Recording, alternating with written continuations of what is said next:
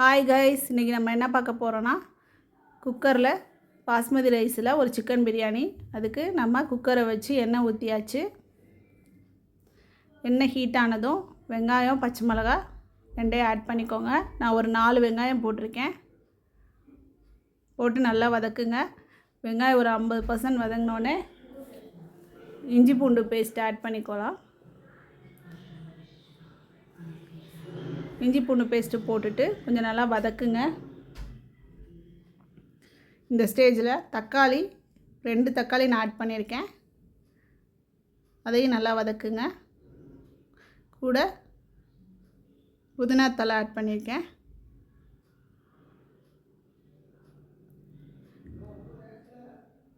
பிரியாணி மசாலா ஒரு 3 ஸ்பூன் போட்டிருக்கேன்.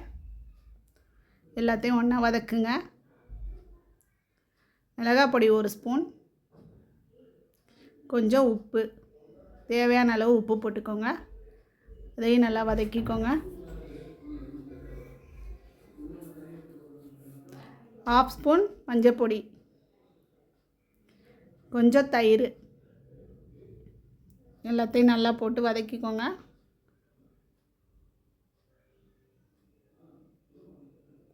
இந்த ஸ்டேஜில் நம்ம சிக்கனை எடுத்து போட்டுடலாம்.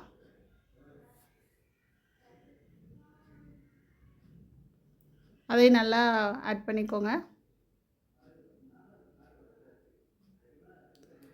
நான் அரிசி ஒரு 4 கப்பு போட்டிருக்கேன். இந்த கப்பில் 1க்கு 1.5 அளவில் தண்ணி ஊற்றிக்கலாம்.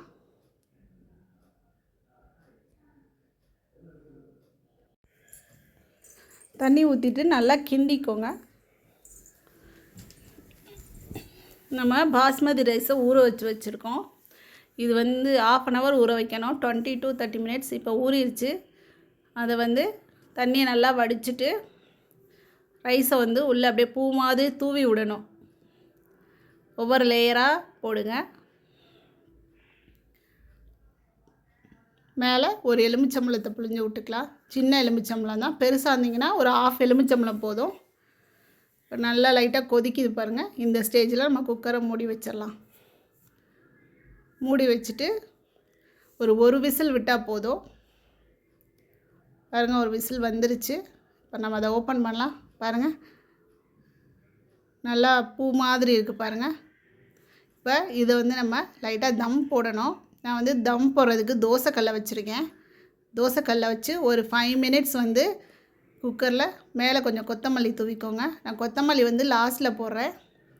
அந்த ஃப்ளேவர் நல்லாயிருக்கும். அதனால் இப்போது நீங்கள் குக்கரை மூடி ஒரு 5 minutes வச்சுக்கோங்க. 5 minutes அதுக்கப்புறம் ஆனதுக்கப்புறம் ஓப்பன் பண்ணி பாருங்கள். பிரியாணி எப்படி வந்திருக்கு பாருங்கள். கிண்டக்கூடாது, நீங்கள் அப்படியே லைட்டாக எல்லாவில் எடுக்கணும். பாருங்கள்,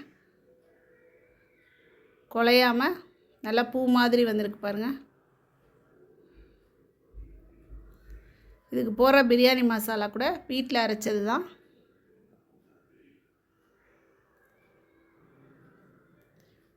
உதிரி உதிரியாக இருக்குது பாருங்கள். பிரியாணி ரெடி ஆகிடுச்சு. கண்டிப்பாக ட்ரை பண்ணி பாருங்கள். டேஸ்ட் நல்லாயிருக்கும்.